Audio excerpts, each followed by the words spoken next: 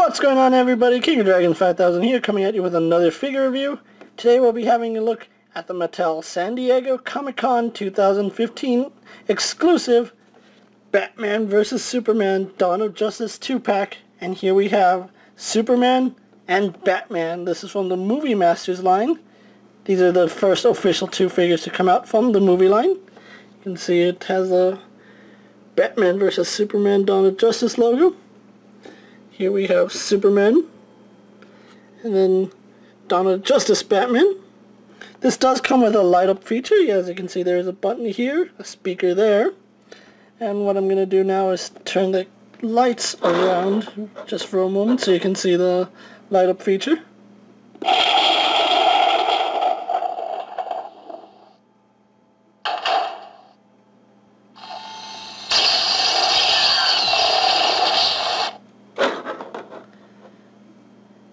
If you ask me, that's like really... I'm really tempted not to even open this, but unfortunately I am, and hopefully I can do it without destroying the box and being able to put them back in. On the side, there's no real read-up. Let me actually move the lights back a little. As you can see, the camera's trying to focus on something that's not really there.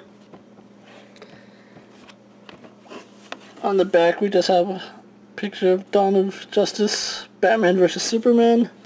Same thing on the side. So that's the packaging for you. What I'm going to do now is take a little break, get these guys out of the packaging, and then we'll continue this review, so sit tight, everyone. And so here we have Batman and Superman posing out of the packaging. Now before we get on to the figures, let's go on to their, I want to say combined accessory, because this is kind of like, goes for both of them.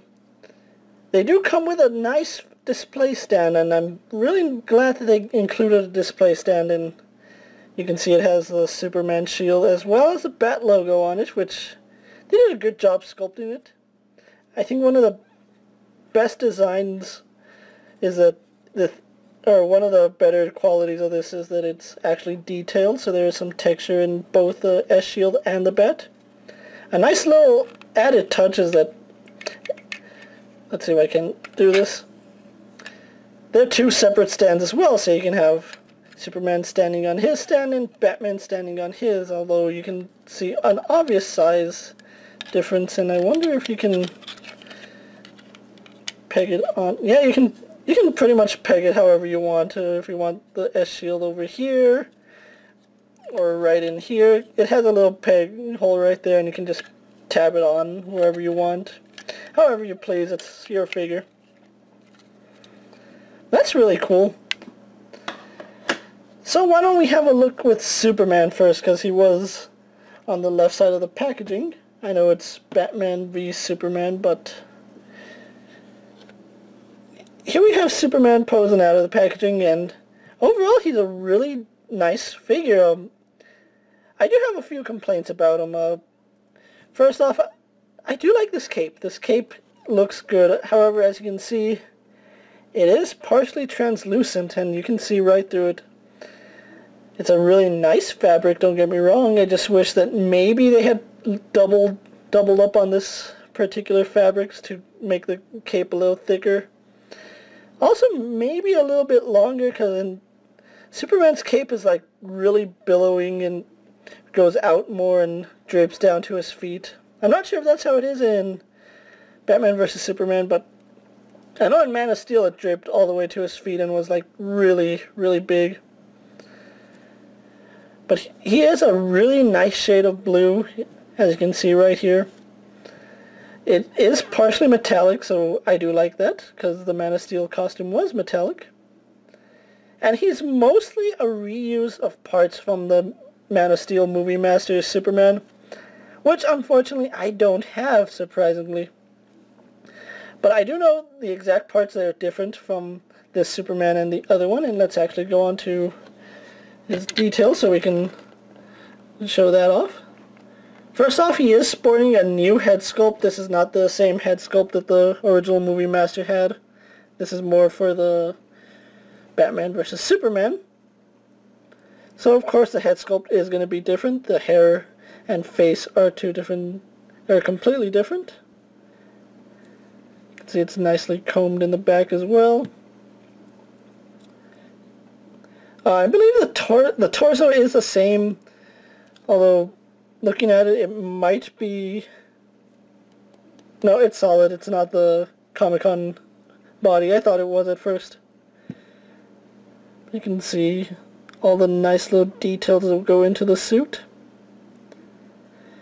His pelvis is a new sculpt. The original one had a rounded... I want to say belt buckle, but that's not really a belt buckle. The paint is nice on it, you can see. It is kind of hard to paint it because it does get cut off with the sculpting and the swivel, but that's to be expected. And then we go down to the boots, and the boots are a completely new sculpt as well. They didn't have this line in Man of Steel.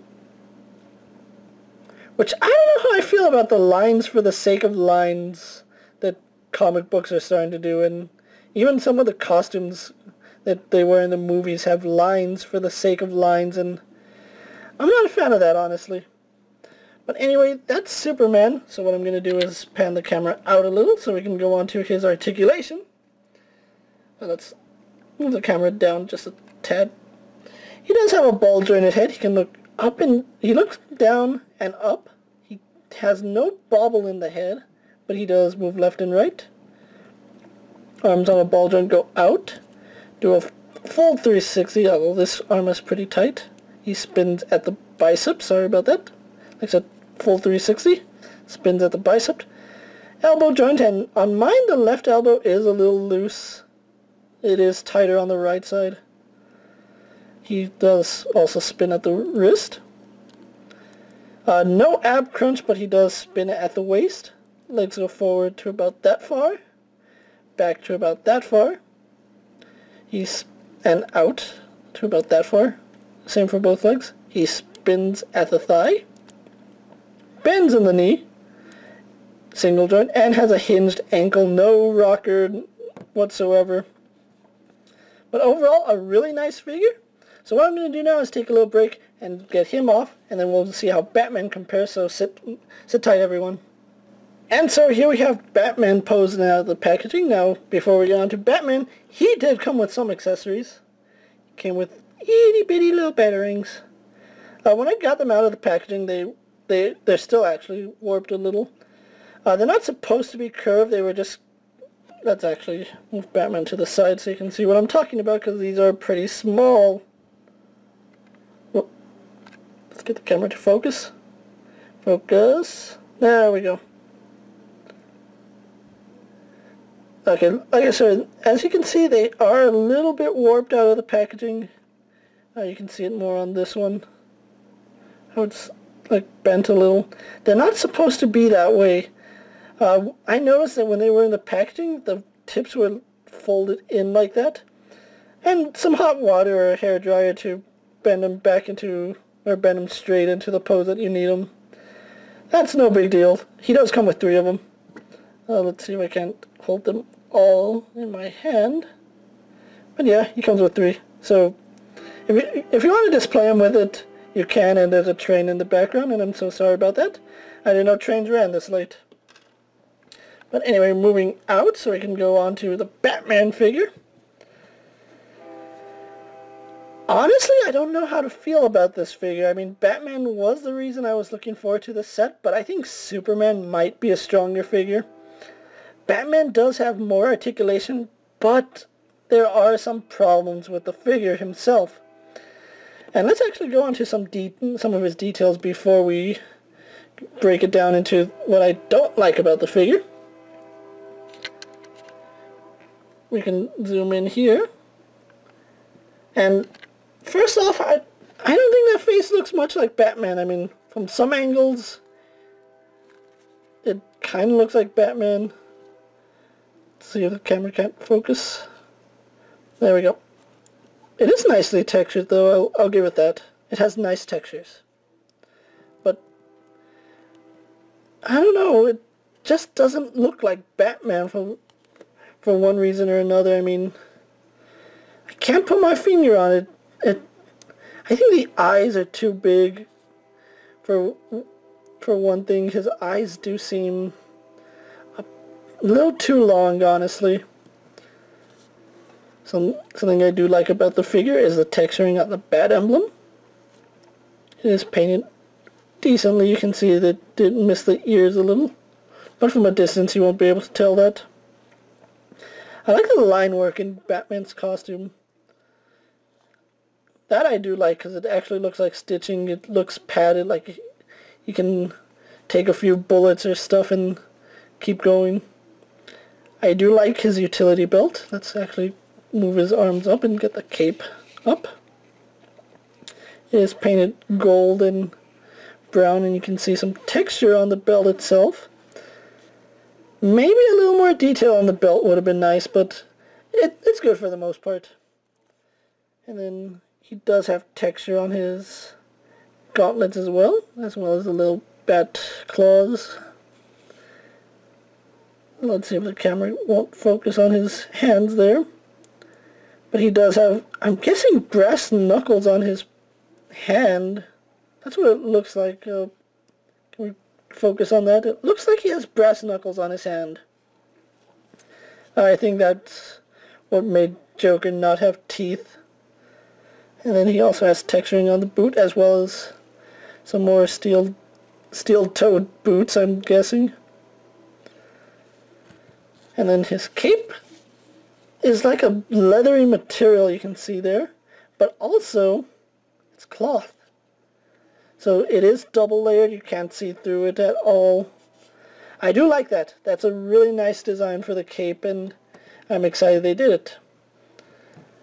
Okay, now let's zoom out so we can go on to his articulation, and that's where I think the figure suffers the most. And then let's move the camera down. He does have a ball-jointed head. He can look up, not as far down as you'd expect, but he does look up better than Superman. Head moves left and right, and he does have some slight bobble to him, which is better than Superman's, who had none. Arms go out, do a full 360, not at all hindered by his cloth cape. Why do I do that? 360, not hindered by the cape. He spins at the bicep, single jointed in the elbow, spins at the wrist, and it's the same for both arms. He has an ab crunch, which isn't that great, but it's not bad either. You can get him to puff his chest out or be all dark and broody. He has a waist swivel. Legs go forward to about that far, back to about that far, out to about that far. Wow, his legs go out far. Who knew? And then this is probably where my biggest complaint on the figure is. If we straighten out his knee right here, let's move the camera in so you can see what I'm talking about. You can see the knee matches up with the stitching. Let's actually do that. And that looks good, except when you get down to his foot. His foot is jetting out at an angle. His knee is straight, but his foot is jetting outward. And that makes it really hard to pose him.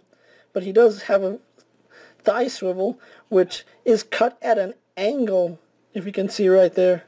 So moving his legs still puts his leg going at an angle rather than straight. So I don't know how I feel about that. That does make it problematic. You can see right here it's going down. It's not straight. I hope that changes on the official figure, because that gets annoying, because his leg is now going at an angle, whereas his foot here with his knee going at an angle, his foot is straight. You can see knee straight, foot at an angle, foot straight, the knees at an angle. So that's something I hope they get right on the actual figure when it is released. This is of course a Comic-Con figure, which probably nothing's going to change, but I'm hoping it does, because that's unacceptable. Because even right there you can see there's no way to get that his leg straight. It's just problematic, and there's no boot swivel, so you can't really fix it, but he does have a hinge ankle. He is kind of hard to stand, because if we line up his uniform, once again, both his legs are going off at an angle, and let me zoom out a little. His feet are going out at an angle with his knees straight. To get his feet straight, His knees are now at an angle and they bend outward like that. So, yeah, Batman is a little problematic. But what are you going to do? Anyway, what I'm going to do now is get them posed for my final thoughts and finish up this review. So sit tight, everyone. And here we have Batman and Superman posed for my final thoughts. Something I forgot to point out is that Batman is indeed bulkier than Superman, and you can actually see the girth of Batman. You know, I'm really looking forward to this movie, I'm not going to lie. But anyway, overall, I do like the set as a whole. It makes for a really awesome display piece, especially with the box. Like I said, I think Superman is a much better figure despite having no ab crunch. Batman, there's just... those legs make him really problematic, and it's something I really hope Mattel fixes on the final release, because it's going to be hard getting him in poses. And, you know, I want to display these guys in poses, and this Batman can't quite get to the poses I need. However, I still enjoy this set a lot. This set was exclusive to Comic-Con and was available on MattyCollector.com last Monday for about 7 minutes. It sold out really fast, and unfortunately I had to go to eBay and pay double the price for these. These were originally $30. I had to pay $60. $60 is not a bad deal, seeing as how some of these are going upwards of about $90. If you can get these guys and you're a fan of the Movie Masters and you're trying to collect the set, these are officially the first 2 figures of the Movie Master line. And, you know, they said that these are going to be reissued at retail. However, they're not going to have the metallic paint job. And, you know, I kind of like the metallic paint job. It looks good on both of them. But anyway, if you can get your hands on these guys and you're a fan of the movie, if you're really looking for it and you're a die-hard Movie Master fan, I really recommend you pick these guys up. The box is phenomenal. These guys are going to go back in the box, and, you know, I'm just going to display them in the box because the box is awesome. However, this is King of Dragons 5000 saying thank you for watching my video. Do not forget to check out my other videos. Like this video, comment, subscribe, do whatever you need to do, and I'll see you guys later. Take care, everyone.